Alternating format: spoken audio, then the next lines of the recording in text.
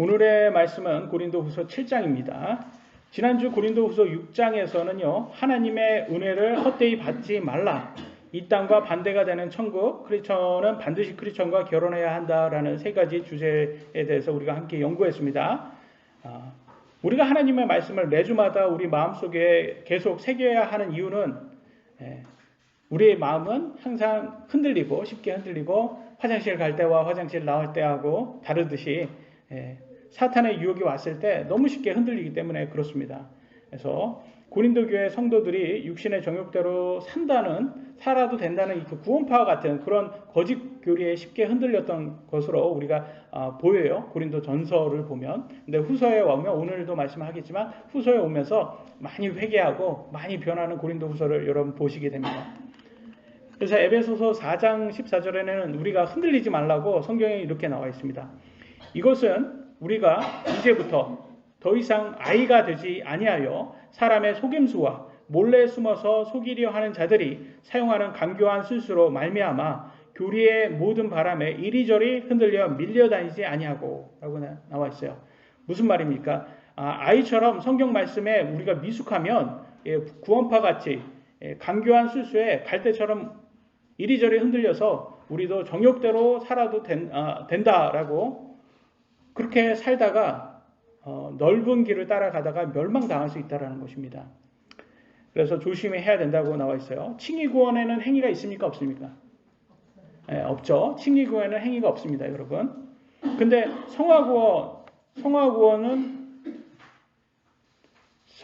그러니까 칭의구원은 행위가 없으니까 어떻게 보면 쉬운 구원이 맞아요. 쉽게 우리가 하나님의 은혜로 받은 구원이니까 쉽죠. 근데 성화구원은 아니에요.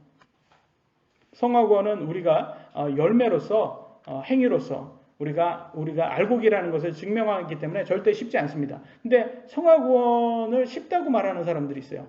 그래서 성화구원을 칭의구원하고 구분하지 않고 칭의구원처럼 이렇게 구원파들이 그래요. 그래서 여러분 칭의구원을 받자마자 성화구원도 완결됐다. 그래서 사람들은 그렇게 얘기를 합니다. 그래서 성화구원을 하지 않습니다. 성화구원을 하지 않기 때문에 자기가 칭의구원 됐다 하더라도 진짜 칭의구원은 성화구원으로 이어져야 되는데 그게 안 나오는 거예요. 그래서 이게 견디지 못하고 열매를 내지 못하고 그냥 믿음을 버리는 그런 사람이 되어버립니다. 열매를 내기 위해서는 항상 여러분 겉사람과 속사람이 서로 싸워서 속사람이 이겨야 됩니다. 속사람이 이기는 승리의 삶을 살아야 되죠. 그게 바로 성화구원 과정이죠. 우리가 속사람, 성령님이 원하는 그런 사람으로 살아야 되는 거죠. 믿음을 버리고 세상으로 돌아가는 사람들은 돌밭과 가시나무 밭이라고 그렇게 성경은 말합니다. 열매를 내지 못한 대표적인 인물이 있습니다. 여러분 롯의 아내 기억나십니까? 롯의 아내 보면 누가복음 17장 29절로 32절부터 보시겠습니다. 롯이 소돔에서 나간 바로 그날에 하늘로부터 불과 유황이 비 오듯 내려 그들을 다 멸하였느니라. 사람의 아들이 나타나는 날에도 그와 같으리라. 사람의 아들이 누구예요? 예수님이죠. 예수님이 재림할 때도 그와 같다라는 거야. 그러니까 소돔과 고모라와 같은 세상이 된다라는 거예요. 오늘날의 말입니다. 그날에 지붕 위에 있는 자는 자기 물건이 집에 있어도 그것을 가지러 내려가지 말 것이요. 들에 있는 자도 그와 같이 되돌아가지 말 것이니라. 그 말은 뭐예요? 세속적인 것에 너무 집착하지 말라는 거예요. 32절 롯의 아내를 기억하라 라고 말합니다. 롯의 아내를 왜 여기에 생뚱맞게 기억하라고 나올까요? 그 말하면 롯의 아내는 그걸 기억하다가 세상의 것에 집착하다가 결과적으로는 끝까지 믿음을 지키지 못했다라는 거죠. 중도 하차했다라는 거예요. 그러니까 돌밭과 가시나무 밭과 같은 그런 여자가 되었다는 거예요. 창세기 19장 26절에 이렇게 나오죠. 그러나 롯의 아내는 그의 뒤에서 뒤를 돌아보았으므로 소금 기둥이 되었더라. 그래서 소금 기둥이 되었어요. 왜 뒤를 돌아봤습니까? 소돔과 고모라가 굉장히 잘 사는 그런 도시였습니다. 거기에서 아주 풍족하게 잘 살았어요. 그러니까 거기에서 집착하는 거예요. 그래서 돌밭은요, 고난이 왔을 때 믿음을 버리는 사람을 돌밭이라고 나와 있고요. 가시나무 밭은요, 세상의 염려, 재물, 쾌락 이런 것을 중요시하다가 그런 것 때문에 믿음을 버리고 세상으로 돌아간 사람이 가시나무 밭이라고 말합니다.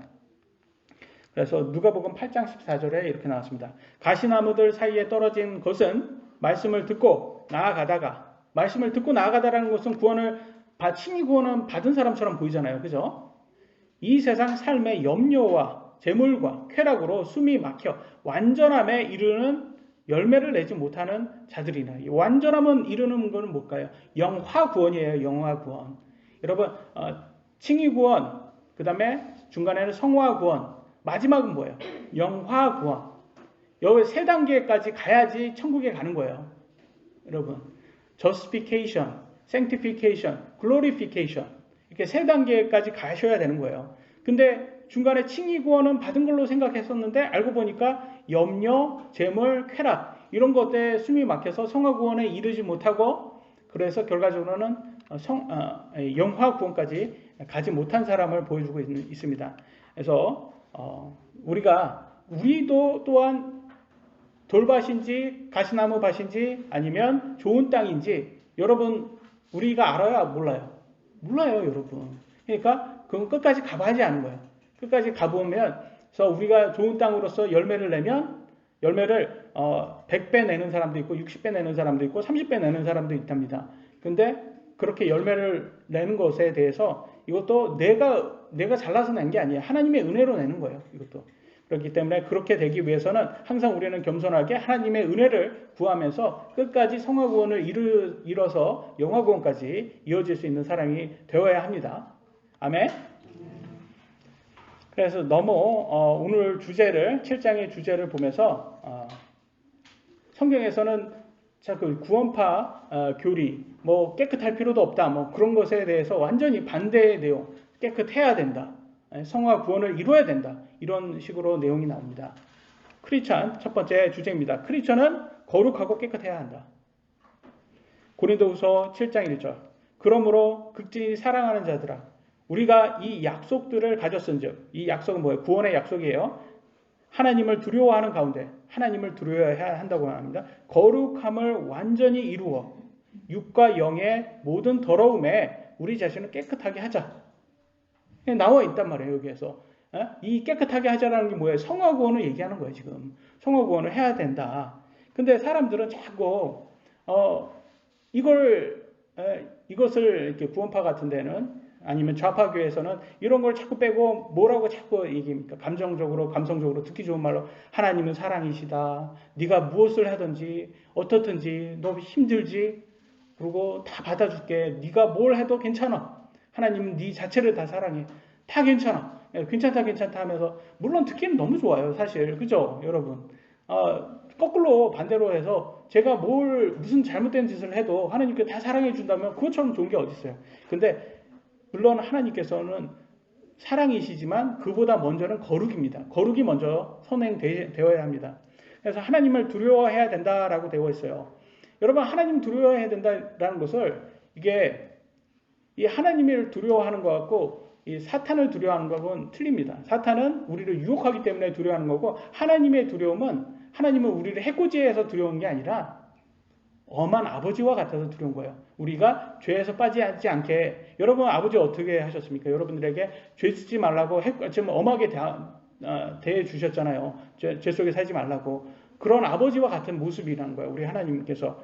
저도 저희 아이들한테 굉장히 어떻게 무서운 아빠예요. 특히나 이렇게 지하 주차장이라든지 차들이 많이 다니는 그런 데에 가면 제가 막 아주 엄하게 얘기를 합니다. 너네 차 조심하라고 막 큰 소리로 얘기를 해요. 왜냐면 아이들끼리 서로 장난치고, 특히나 유수가 요즘 또 말을 엄청 또 많아요. 그리고 유나하고 또 이제 마음이 맞아가지고 계속 얘기하다 보면 딴짓하고, 지하 주차장 나오는데도 딴짓하고 이렇게 계속 가려고 하고, 그러니까 제가 엄하게 말하지 않으면 이게 딴짓하다 보면 차 오는데도 위험하잖아요. 그러니까 굉장히 엄하게 제가 합니다. 그러면 이 좌파들이라든지 좌파교회 사람들은 저를 보면 아마 그럴 거예요. 저 아버지가 굉장히 저게 무섭고 저렇게 그렇게 해가지고 좀 이렇게 좀 안 좋게 얘기를 할 것 같아요. 그 사람들은 저렇게 하면 사랑이 없다, 이런 식으로 얘기를 할 거예요. 근데 진짜 사랑은 우리 아이를 지켜주는 게 진짜 사랑이죠. 엄하게 대하는 게. 그래서 우리 하나님도 마찬가지예요.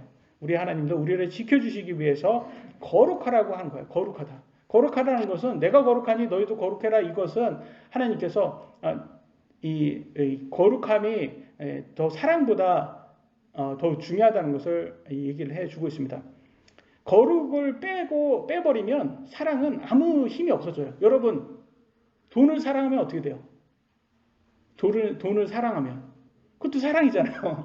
돈을 사랑하면 악의 뿌리라고 성경은 나와요. 악의 뿌리라서 이 돈이 우리를 고통스럽게 우리를 찌르고 꿰뚫어 버린다는 거예요. 돈을 너무 사랑하면 오히려 돈 때문에 우리가 망한다는 거예요.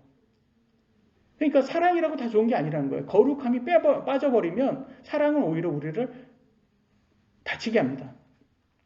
근데 같은 돈인데도 불구하고 우리가 하늘의 보물을 쌓는데 사용하면 그건 어떻게 해요? 반대로 하나님께 영광을 드리는 좋은 돈이 돼버리는 거예요.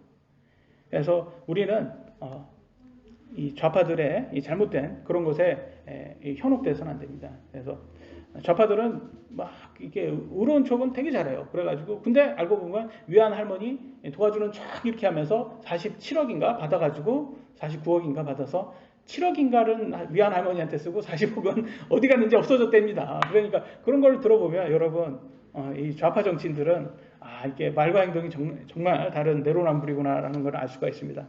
그래서 성경은 육과 영의 모든 더러움에서 깨끗해라 이렇게 말을 하고 있습니다. 육적인 더러움은 정욕대로 사는 것이라 쉽게 예상을 할 수 있는데 영적인 더러움은 뭘까요, 여러분? 영적인 더러움.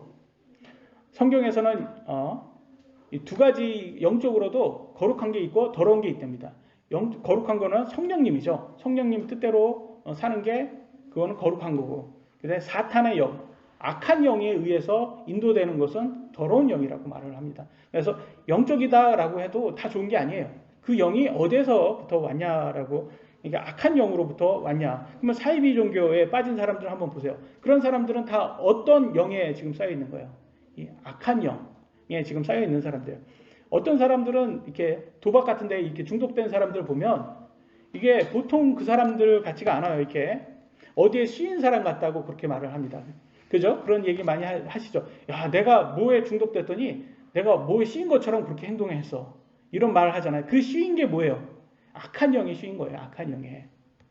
그래서 그런 사람들에게는 그거는 악한 영이기 때문에 그런 것에서부터 이 악한 영에 조종당하는 거예요. 사탄에 의해서 조종당한다. 그래서 성경에서는 그런 악한 영에게 조종당하지 않게 조심해라라는 성경 구절이 이렇게 나왔습니다. 베드로전서 5장 8절에 이렇게 나왔습니다. 정신을 차리라. 깨어있으라. 너희 대적 마귀가 울부짖는 사자같이 두루다니며 삼킬 자를 찾나니. 무슨 말이에요 이게? 지금 사탄이 사자처럼 우리를 삼킨다고 해요. 그게 무슨 말이에요? 우리 눈에 보여요 사탄이? 눈에 안 보이잖아요. 근데 어떻게 삼켜요 우리를? 사자 모양이에요 사탄이? 모르잖아요. 이 말은 뭐예요? 악한 영이 우리를 삼켜서 우리를 컨트롤한다는 거예요. 그래서 그 얘기를 하는 거예요. 거기에서 조종당하지 않도록 조심해라. 그래서 육과 육의 더러움, 영의 더러움에서 우리를 항상 깨끗하게 해내기 위해서는 마귀로부터 우리 자신을 지킬 수 있는 사람이 되셔야 합니다. 그러기 위해서는 어떻게 하셔야 됩니까? 하나님의 말씀으로 우리의 마음속에 새겨야 되는 거예요. 사실 여러분 교회에 와서 이게 듣는 여러분 하나님의 말씀이 아니면 여러분 스스로도 성경을 읽어서 배우는 하나님의 말씀이 세상에는 절대로 가르쳐주지 않는 내용들이에요. 그렇지 않습니까? 여러분 교회 오기 전에 이런 교리를 들어본 적이 있어요? 이런 진리의 말씀을 배운 적이 있어요? 없단 말이에요. 이거는 사실 학교에 가도 안 가르쳐주고 오직 하나님의 말씀으로만 우리가 배울 수 있는 거예요. 그래서 우리는 항상 하나님의 말씀에 감사해야 합니다. 2절 보도록 하겠습니다. 고린도후서 7장 2절. 우리를 받아들이라. 우리는 아무에게도 잘못하지 아니하였고 아무도 부패시키지 아니하였으며 아무에게서도 속여 빼앗지 아니하였노라. 사도들이 지금 고린도 교회에게 말을 하고 있는 거예요. 우리를 지금 받아들여. 우리가 지금 열매로 너희들에게 보여주고 있잖아. 내가 너네들 거 뭐 재산을 지금 뺏었냐? 내가 너희들한테 무슨 너네 헌금을 막 이렇게 강요하고 내가 교회의 재정을 횡령해 했냐? 이렇게 보여주고 있는 거예요. 저도 여러분들에게 이런 말을 많이 하잖아요. 교회의 재정이라든지 이런 걸 횡령하는 그런 목사들도 있다. 이 사이비 종교 교주와 같은 사람들이 있다. 속여 뺏는 사람들이 있다. 뭐 전 재산을 여러분의 전 재산을 탐욕하는 그런 목사들이 있다. 말은 하여튼 거룩하게 얘기해요. 그런 목사들 보면 뭐 저기 아이들 푼돈까지도 너네들이 하나님을 사랑하면 그것까지도 하나님께 다 나한테 줘. 내가 하나님께 쓰게. 그러면서 모든 사람한테는 무소유를 강요하고 자기는 풀소유를 하는 그런 내로남불. 그 이게 생각나죠? 해민스가 생각나죠. 그래서 그런 사람들이 이게 좌파나 이 사이비 종교 교주나 똑같은 거예요. 열매가 똑같아요. 남한테는 무소유 강요하고 자기는 풀소유하는 게. 그래서 그런 것들을 보면서 이 사도들이 자꾸 뭐를 얘기하는 거예요. 정직한다는 내 열매를, 우리의 열매를 보고 너네들이 나를 믿어라. 열매를 보라는 거야. 인간은 사실 암만 말을 해봤자 열매를 보여주지 않으면 믿을 수 없는 존재예요, 사실. 저도 만약에 여러분들한테 이렇게 설교해놓고서 뒤에서 호박씨 까고, 뒤에서 모든 나쁜 짓 하고 그랬다면 좌파하고 똑같은 거죠. 그러니까 저도 항상 여러분들 앞에서 정직하기 위해서, 재정적으로 클린하기 위해서 아주 클리어하게 보여주려고 저는 최선을 다하고 있습니다. 그리고 사실 교회한테 뭐 저희는 너무나 작은 교회다 보니까 재정적으로 풍족하지도 않고 그렇지만 그럼에도 불구하고 좀 그런 것에 여러분들한테 어떻게 모르겠어요. 저는 최선을 다해서 여러분들한테 재정적으로도 교회 재정적으로 헌금적으로도 부담드리지 않으려고 최선을 다하고 있습니다. 여러분들은 느끼는지 모르겠지만 저는 최선을 다하고 여러분들도 한테도 그렇게 얘기하죠. 제 행위의 열매를 보시고 여러분들도 저희 믿음을 같이 따라오시려면 따라오시라. 이렇게 말을 하지 않습니까? 그래서 같은 맥락일 것 같아요. 지금 그래서 거짓 교사들은 참 듣기 좋은 말로서 재산을 뺐습니다. 그 무소유를 찬양해서 채파리로 풀소유하는 뭐 해민스처럼 그런 거짓 교사들이 많이 있습니다. 그래서 내로남불로 하면서 정권을 잡아서 재산을 증식하는, 이번에 대통령 보니까 뭐 8억으로 산 집이 뭐 갑자기 뭐 20몇억으로 뭐 팔아가지고 17억을 뭐 증설했다 뭐 그러는 거 보니까 야, 이렇게 부동산 재테크 전문가는 저기 있었네. 이렇게 이런 생각이 들어요. 그런데 아직까지도 그 양산의 집이 새로 샀는데 주인이 안 바뀌었대요. 계속 새로운 주인이 들어가야 되잖아요. 그런데 거기 보면 그거를 했는데 팔았는데 주인은 안 바뀌었어요. 그러니까 뭐 이상해요. 뭔가가 이상해요. 그죠? 그래서 하여튼간 여러분들도 한번 해보세요. 이게 좌파들은 항상 반미하고 반일하는데 알고 보면 자식들은 꼭 미국 가서 유학을 보내잖아요. 그래서 저는 항상 여러분들한테 뭐라고 해요? 유학을 보내줘라. 미국으로 유학 보내. 저도 미국에서 10년 가까이 유학을 하고 온 사람으로서 너무 좋아요. 아니 가가지고 큰 물에서 놀아야지. 아이들을 키울 때도 큰 물에서 놀아야지. 그래서 저는 웬만하면 한국에서 대학 수학료 낼 돈이면 그래 미국에서도 충분히 일반 대학은 너무 비싸가지고 하고 크리스찬 대학으로 보내라. 크리스찬 대학을 보내면 아마 여기 우리나라 사립대하고 비슷할 거예요. 거기에선 생활비까지 필요하니까 그거 비교하면 비슷할 겁니다. 그래서 저는 여러분들한테 항상 그러잖아요. 유학 보내시고 항상 이런 걸 하셔야 된다. 계속 이어가겠습니다. 고린도후서 7장 3절. 나는 너희를 정죄하려고 이것을 말하지 아니하노니 너희가 우리 마음에 있어 너희와 함께 죽고 살리라고 내가 전에 말하였느니라. 그래서 이 사도들이 고린도 교회를 얼마나 사랑하는지를 보여주고 있어요. 그래서 내가 너네들 잘못된 거 그런 거 얘기하는 거 너네 정죄하려고 얘기하는 거는 아니야 라고 얘기를 합니다. 왜 그러냐면 이 좌파들 보면 좌파 교회나 동성애자들한테 여러분들 이게 성경에 있는 그대로를 가르쳐 주잖아요. 성경에서는 하나님께서 동성애를 굉장히 싫어하시잖아요. 그런 것들을 이렇게 구절들을 보여주면 좌파들이나 동성애자들이 항상 하는 말이 있어요.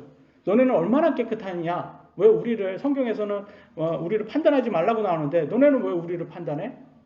너네는 얼마나 깨끗해? 자꾸 그런 식으로 넘어가려고 그래요. 근데 사실 거기에서 넘어갈 수밖에 없는 게 털어서 먼지 안 나는 사람이 어디 있습니까? 그죠? 완벽한 사람은 세상에 없어요. 그래서 하나님께서 우리를 완벽해서 우리를 받아주신 게 아니에요. 예수님의 의로 우리가 대속된 거죠. 그래서 칭의 아닙니까? 의롭다 칭함 받은 거지 우리가 진짜 의로운 게 아니에요. 그래서 우리가 모두 인간이고 다 먼지 털어서 먼지 안 나는 사람은 없습니다. 그렇다고 정욕적으로 사는 것을 합리화해서는 안 되는 거예요. 우리가 최선을 다해서 그렇게 살지 않도록, 더럽게 살지 않도록 주의해야 되는 거죠. 그러니까 그걸 얘기하는 거예요. 우리가 물론 때로는 넘어질 때도 있고 때로는 이렇게 잘못된 길로 갈 수도 있지만 거기에서 돌아와야 된다. 우리가 돌아와야 된다. 그걸 얘기하는 거지. 사실 뭐 동성애로 살았던가 동성애자로 살아도 회개하고 그 삶에서 나와서 다시 크리스찬으로 얼마든지 살 수 있어요. 그리고 구원받은 사람으로 살 수 있습니다. 그래서 구원받을 수 있습니다. 그들도 회개하고 돌아오면. 근데 사람들은 자꾸 그렇게 좌파들은 그 정죄한다 뭐 이런 걸로 자꾸 판단하지 말아라 막 자꾸 이런 걸로 돌아가는데 그건 판단하는 게 아니죠. 하나님이 있는 말씀은 그대로 전한 것입니다. 우리는 절대로 정죄를 할 수가 없어요. 왜냐면 우리가 깨끗하지 않은데 누굴 정죄합니까? 우리도 똑같이 죄인인데 우리는 하나님의 말씀을 그냥 전하는 것뿐이에요. 우리 다 죄인입니다. 근데 거기에서 이제 회개하고 나오자 이런 얘기죠. 그래서 사도들이 고린도 교회에게 그 얘기를 하는 거예요. 사랑한다. 우리가 너희들을 사랑한다. 이어가겠습니다. 4절 보겠습니다. 7장 4절. 내가 너희를 향하여 심히 담대히 말하고 또 너희를 크게 자랑하노니 우리의 모든 환난 중에서도 내게 위로가 충만하고 기쁨이 크게 넘치는도다. 이렇게 얘기하고 있어요. 이 말은 뭐냐면 이제는 이제 좀 고린도 교회를 자랑하려고 하는 거예요. 왜냐면 고린도 교회가 우리가 고린도 전서를 봤잖아요. 그때 보면 문제 많은 교회였다라고 생각을 했었는데 고린도 후서 보니까 얘네들이 그 사이에 회개도 많이 하고 고린도 전서 받고 나서 우리가 잘못됐다는 걸 깨닫고 이제 교회에서 나오려고 많이 바뀝니다. 그러니까 이제 사도 바울이 이제 자랑합니다. 내가 너네들을 통해서 위로를 많이 받는다. 여러분들도 이제 크리스찬이 되었기 때문에 여러분들의 복음 전하고 그 복음 받은 사람, 여러분의 전한 복음을 받은 사람들이 다 죄에서 나와서 이제 성경적으로 크리스찬답게 사는 것을 볼 때마다 여러분 위로를 받습니다. 그것처럼 위로받는 게 없어요, 여러분. 저도 여러분들에게 복음을 전하고 여러분들이 세상적으로 살다가 이제는 크리스찬으로서 하나님 말씀에 순종하면서 사는 걸 보면 저한테는 그것만큼 기쁨이 없습니다. 그래서 그게 가장 큰 기쁨이에요, 크리스찬들에게는. 그래서 정말 사도가 자랑스러워서 고린도 교회가 자랑스러워서 이렇게 자랑하는 것을 볼 수 있습니다. 어떤 내용인지 자세히 보도록 하겠습니다. 고린도후서 7장 5절로 7절에 이렇게 길게 나와 있습니다. 제가 읽겠습니다. 우리가 마케도니아에 이르렀을 때 우리 육체에 안식이 없었으며 우리가 사방에서 고난을 당하여 밖에는 싸움이 있었고 안에는 두려움이 있었노라. 그럼에도 불구하고 낙담한 자들을 위로하시는 하나님께서 디도를 오게 하사 우리를 위로하시되 그를 오게 한 것뿐만 아니라 그가 너희 안에서 위로받을 때 얻은 그 안위로 위로하셨나니 그가 너희의 간절한 소망과 너희의 애곡과 나를 향한 너희의 뜨거운 마음을 우리에게 고하였으므로 내가 더욱 기뻐하였느니라. 마케도니아에게에서 사도 바울이 이렇게 복음 전하는데 핍박을 많이 당한 것 같아요. 고난도 많이 당한 것 같고 싸움도 있었다고 합니다. 그런 와중에 우리가 계속 여기에서 이렇게 힘들게 싸워야 되나 이렇게 고민 중에 디도가 와가지고 고린도 교회가 이제 변하기 시작했다. 내가 갔더니 디도가 그런 거예요. 내가 고린도 교회를 갔더니 얘네들이 회개하고 이제는 바뀌려고 하고 이 사도 바울을 사랑하고 사도 바울이 전한 그 전설을 통해서 이제 하나님 말씀에 순종하려고 한다. 이걸 전했더니 그걸 듣고 사도 바울이 기뻐하는 거예요. 참 디도가 기뻐했던 것을 전했더니 자기도 기뻐하는 것을 볼 수가 있습니다. 그래서 우리는 우리가 전하는 복음을 받은 크리스찬이 성경대로 살 때 그것처럼 기쁜 게 없습니다. 그래서 여러분들도 우리 복음을 열심히 전하고 그로 인해서 열매를 볼 때 여러분 큰 기쁨을 얻을 수 있을 것입니다. 다음 구절 이어가겠습니다. 7장 8절입니다. 비록 내가 편지로 너희를 근심하게 한 것을 후회하였으나 지금은 후회하지 아니하노니 바로 그 서신이 잠시 동안만 너희를 근심하게 한 줄을 내가 아노라 라고 했어요. 그 말은 뭐예요? 고린도전서에서는 좀 심하게 좀 말했어요. 고린도전서에서는 심하게 고린도 교회의 문제점을 이렇게 적나라하게 어떻게 보면 표현을 했어요. 그랬더니 내가 너무 심했나? 라고 생각을 했던 것 같아요. 내가 너무 심했나? 근데 결론적으로 보니까 어때요? 지금 고린도 교회가 회개하고 지금 좋은 쪽으로 변하고 있는 거예요. 그러니까 근심하게 줄을 알았는데 그래도 내가 했던 게 그래도 잘 됐네 이렇게 바뀐 거예요. 지금 여러분들도 여러분 자녀들 혼낼 때 그런 생각이 들지 않습니까? 실컷 혼내고 났는데 뒤에 돌아오면 마음이 너무 안 좋아요. 아, 내가 너무 심했나? 우리 아이들, 이쁘나, 우리 아이들 너무 뭐라고 했나? 그렇게 많이 생각되죠. 예? 희영이가 엄마한테 그러는 것 같아요. 엄마도 많이 느끼지? 예? 예? 희영이가 많이 그렇게 막 혼남을 받은 것 같아요. 예? 그래서 하여튼간 우리도 그래요. 후회될 때가 있어요. 근데 사실 다 우리 아이들 다 사랑해서 잘 되라고 한 소리인데, 사실 지금 잔소리가 듣기 싫은 건 마찬가지잖아요. 그러니까 후회스러울 때가 있습니다. 그럼에도 불구하고 결론적으로 아이들이 돌아와서 엄마, 내가 잘못했어. 네, 엄마 말대로 하는 게 맞는 것 같아. 내가 보니까. 내가 후회하고 나도 이제 안 하려고 노력할게. 뭐 이렇게 엄마한테 와서, 아빠한테 와서 얘기해주면, 그래도 내가 이렇게 바르게 고침을 했던 그 말이 잘 됐구나라고 해서 하나님께 감사하게 됩니다. 그런 것처럼 사도도 마찬가지인 것 같아요. 이렇게 하나님께 하나님의 훈계를 전했을 때 너무 심했나라고 후회했다가 결론적으로는 잘된 케이스인 거예요. 고린도 교회가. 잘못된 케이스도 있을 거예요. 고린도 그렇게 얘기했더니 믿음 버리고 도망가 버리는 그런 사람들도 있을 겁니다. 그래서 후회라는 것은 왜 하는 걸까요? 여러분, 미래를 모르니까 후회를 하게 되잖아요. 미래를 알면 후회를 안 합니다. 그러면 하나님은 미래를 아시잖아요. 모든 걸. 전지전능이라고 했을 때 전지가 모든 미래까지 모든 걸 다 아신다는 거잖아요. 그런 하나님은 후회를 할까요? 안 할까요? 예? 후회를 할까요? 안 할까요? 미래를 아시는데 왜 후회를 할까요? 후회를 한다는 그런 구절이 있을까요? 없을까요? 없으면 제가 얘기를 안 합니다. 예? 없으면 얘기를 안 해요. 꼭 이렇게 얘기하면 있는 거예요. 그거는 있어요. 킹제임스 성경에 있어요.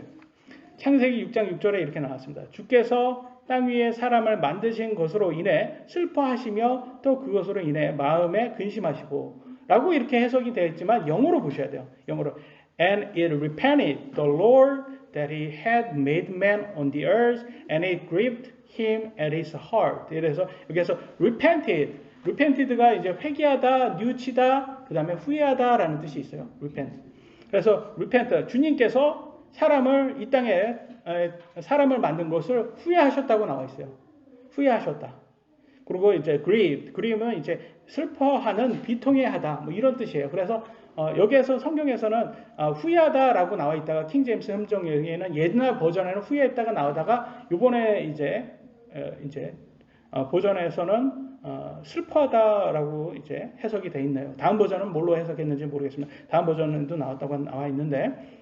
근데 저는 솔직히 개인적으로는 후회하다가 더 맞는 것 같아요. 왜냐면 grieved도 슬퍼하다이기 때문에 슬퍼하다가 두 번이 나오는 거예요. 이렇게 슬퍼하다로 해석하면 좀 약간 어색해요. 그래서 차라리 후회하고 슬퍼했다라고 맞는 게 더 맞는 것 같아요. 그럼 왜 여기에는 후회하다라는 뜻이 들어가 있을까요? 제 생각은 그거예요.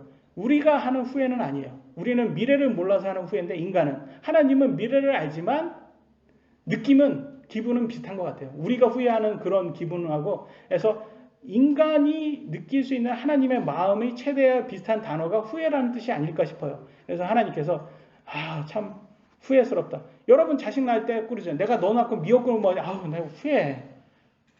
여러분 날 거 몰랐어요? 다 알았잖아요. 근데 왜 후회를 해요?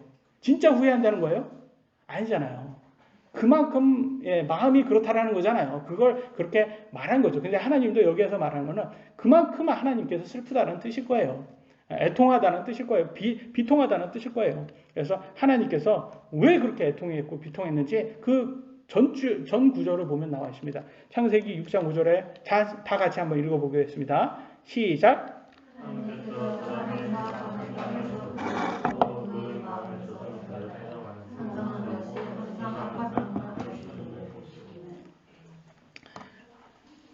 그 마음에 생각하여 상상하는 모든 것이 항상 악할 뿐임을 보시고 인간이 생각하는 그 자체가 다 악한 것만 생각한다는 거예요.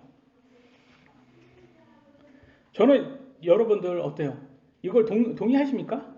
맞아요, 동의해요. 우리는 항상 악한 것만 생각해요. 어떻게 하면 하나님 말씀에 불순종해볼까?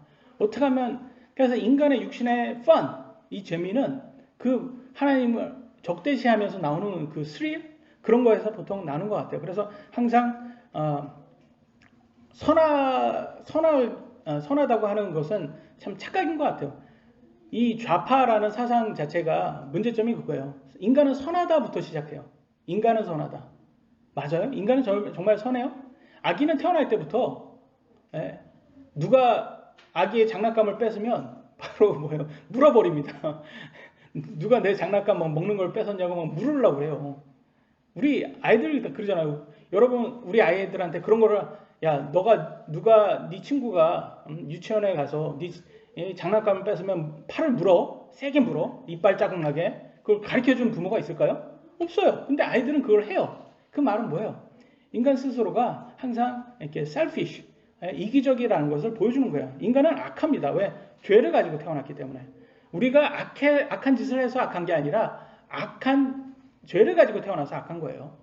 그런데 이 좌파 사상에서는 그거를 배제를 하고 인간은 무조건 선하다라고 해버리니까 인간에 의해서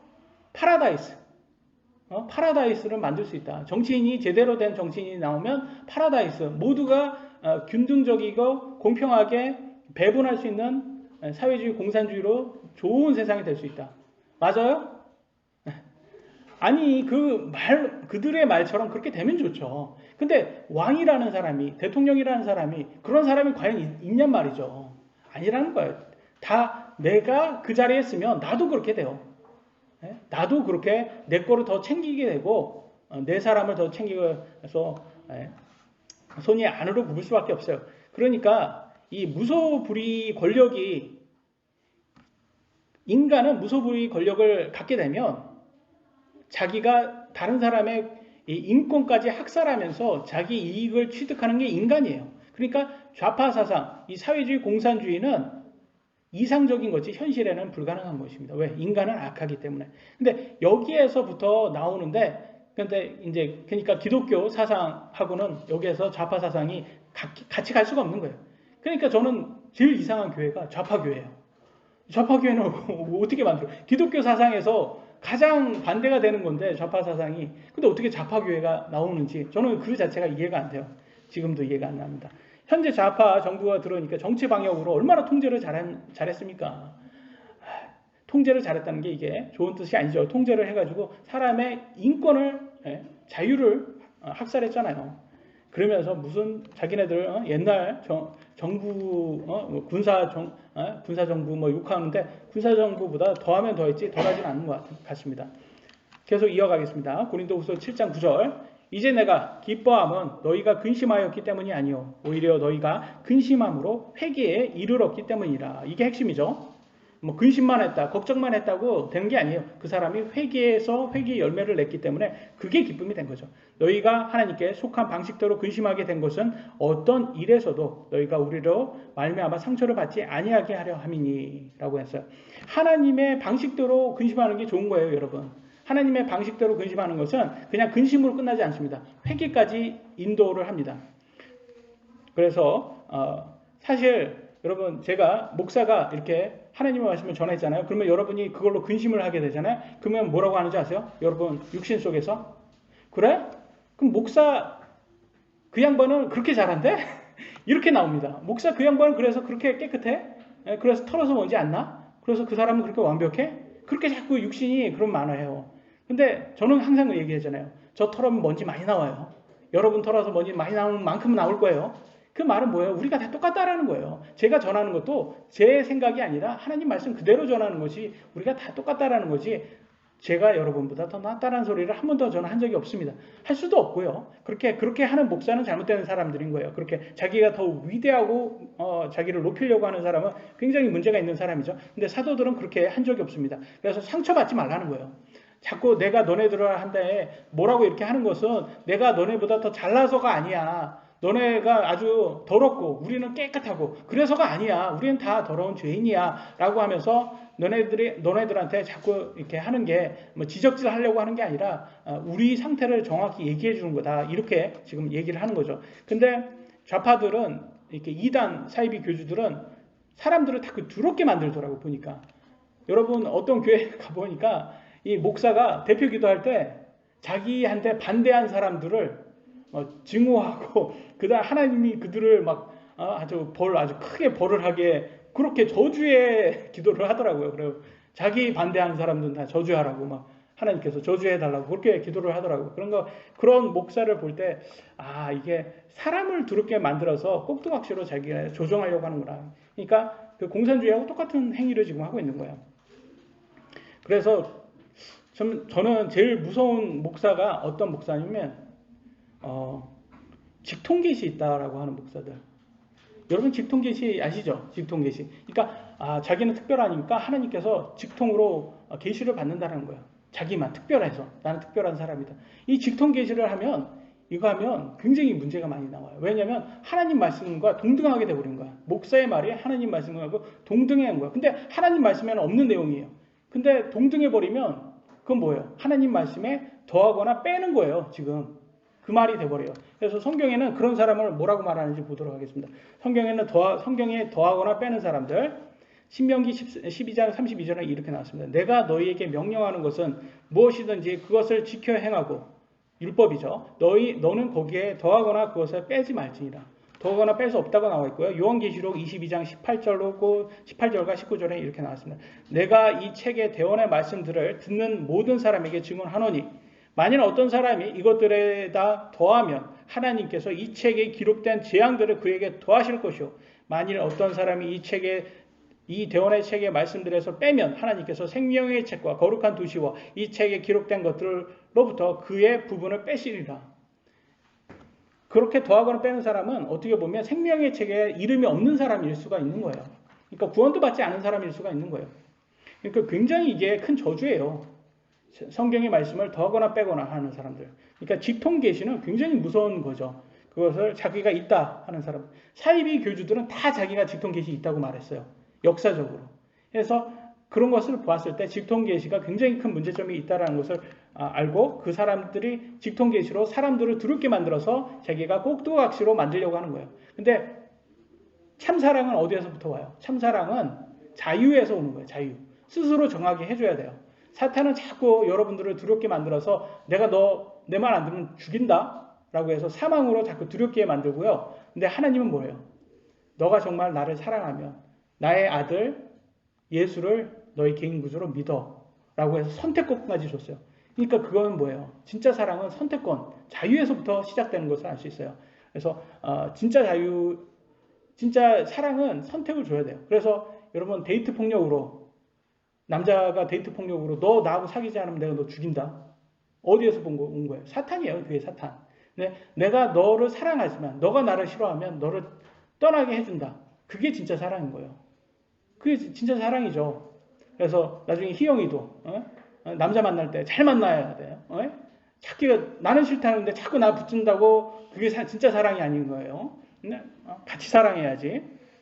그러니까 진짜 사랑은 그런 상대를 배려하는 그런 사랑이 돼야 돼요. 그래서 자유를 항상 인정을 합니다. 성경에. 두 번째 주제입니다. 성경적 두려움과 근심은 회개하도록 도와준다. 고린도후서 7장 10절 하나님의 뜻대로 하는 근심은 회개에 이루어 다시 돌이킬 수 없는 구원에 이르게 하거니와 세상의 근심은 사망에 이르느니라. 다시 돌이킬 수 없는 구원이랍니다. 그래서 구원을 한번 받으면 구원을 잃지는 않습니다. 근데 여기서 조건이 있어요. 진짜 구원이어야 돼요. 예? 가짜 칭의가 아니라 진짜 칭의 구원은 성화 구원, 영화 구원도 이끈다는 거예요. 그러니까 진짜 구원, 칭의 구원 받은 사람은 돌이킬 수 없어요. 거기에서 중간에 믿음 버리고 떠나지 않습니다.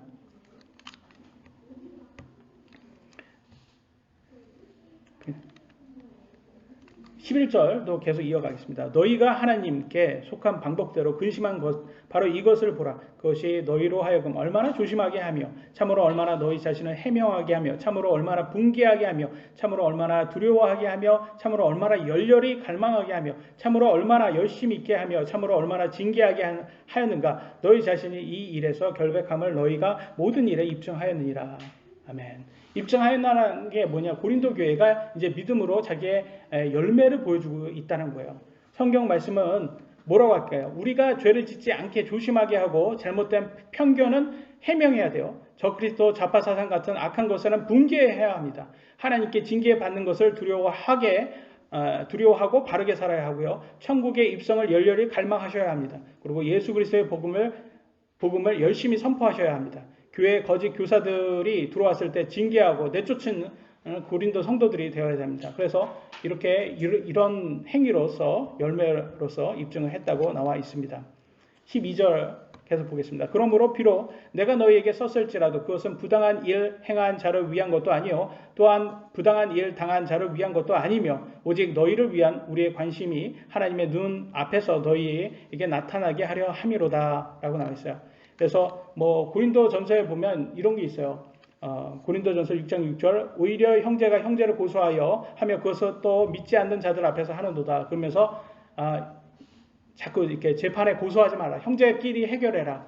라고 나왔습니다. 그러면 이걸 가지고 어떤 목사는 가해자를 도와주고 어떤 목사는 피해자를 도와주는 경우가 있어요. 서로 고소가 딱 나오잖아요. 그러면 한 사람이 이렇게 얘기한 거예요. 가해자 편을 들어주고 싶으면 형제들끼리 해결해야지. 자꾸 믿지 않는 사람들한테 고소까지 해서 법적 싸움까지 갈 일이 있겠습니까? 이렇게 얘기하고 피해자들한테는 얘기할 때는 그래서 교회에서 이런 사기하고 이렇게 형제가 이렇게 할 수가 있겠습니까? 당신은 내쫓아야지. 이렇게 해서 자꾸 이렇게 성경 구절을 자기 마음대로 이렇게 해석을 하는 경우가 많이 있다는 거예요. 근데 사도가 쓴 거는 그런 용도로 쓴 건 아니고 무슨 용도로 썼냐면 내가 너희들 하나님 눈앞에서 나타나게 한다. 그러면서 내가 너희들을 이런 것까지 알고 있다. 라면서 사랑하기 때문에 관심을 갖고 있다라는 것으로 보여주고 있어요. 여러분 관심은 굉장히 중요한 거예요. 사랑을 대표하기 있기 때문에 우리 사랑받지 못한 아이들이 사랑에 좀 배고픈 아이들이 어떤 짓을 해요? 부모로부터 관심받기 위해서 편의점 같은 데 가가지고 막 도둑질을 하더라고요. 보니까. 그러니까 왜 그러냐. 그러니까 맞벌이 하는 부모님이 나한테 관심이 너무 없는 것 같다. 내가 이런 나쁜 짓을 해서라도 관심을 좀 얻고 싶다라고 해서 행하는 짓이라고 합니다. 그래서 관심은 사람을 사랑을 표현하는 좋은 거예요. 그래서 고린도 교회 사도들이 고린도 교회에게 그런 거예요. 내가 너네들은 관심 많이 있어. 이런 것까지 내가 알고 있어. 라고 이렇게 계속 얘기해 주고 있습니다. 13절 그런즉 우리가 너희의 위로를 통하여 위로를 받았고 참으로 디도의 기쁨으로 인해 넘치도록 더욱 기뻐하였으니 그의 영이 너희 모두로 말미암아 다시 활력을 얻었느니라 라고 해서 이렇게 기쁨이 됐다라는 것을 얘기하고요. 다음 주제 보겠습니다. 마지막 주제입니다. 고린도 세 번째 고린도 교회는 순종으로 자신의 믿음을 입증하였다. 7장 14절입니다. 내가 너희에 관하여 무엇인가를 그에게 자랑하였어도 부끄러워하지 아니하였노라. 그래서 사도 바울이 디도에게 고린도 교회에 대해서 자랑을 많이 했어요. 가기도 전부터. 디도가 고린도 교회에 방문하기도 전부터 자랑을 많이 했는데 보세요. 오히려 우리가 너희에게 모든 것을 진실하게 말한 것 같이 우리 자랑한 것 즉 내가 디도 앞에서 행한 자랑이 진실임이 드러났도다. 그러니까 디도가 고린도 교회에 갔더니 바울이 자랑했던 게 진실임이 드러나는 거예요. 정말 고린도 교회가 이렇게 하나님 말씀대로 순종하려고 노력하는 모습을 보여주는구나. 그래서 열매로 보여줬다는 거예요. 그러니까 얼마나 사도 바울의 입장에서는 뿌듯하겠습니까? 고린도 교회가 그렇게 문제 있던 교회였는데 전서에서는. 근데 고린도 후서에 오면서 누구한테도 디도한테도 자랑할 수 있을 만큼 아주 떳떳한 그런 하나님께 순종하는 그런 교회로 보여주고 있어요. 그래서 우리가 이런 고린도 교회가 하나님 말씀을 이렇게 기록된 이유가 여기 있지 않았을까라는 생각이 듭니다. 마지막 구절입니다. 고린도 후서 7장 15절로 16절 그는 너희가 두려움과 떨림으로 자기를 받아들인 것 즉 너희 모두의 순종을 기억하고 자기의 내적 애정을 너희에게 더욱 넘치도록 기울이느니라. 디도가 이제 딱 왔어요. 디도가 왔더니 고린도 교회가 어때요? 두려움과 떨림으로 디도를 받아들였답니다. 그러니까 두려움으로 떨림으로 받아들였다는 건 뭐예요?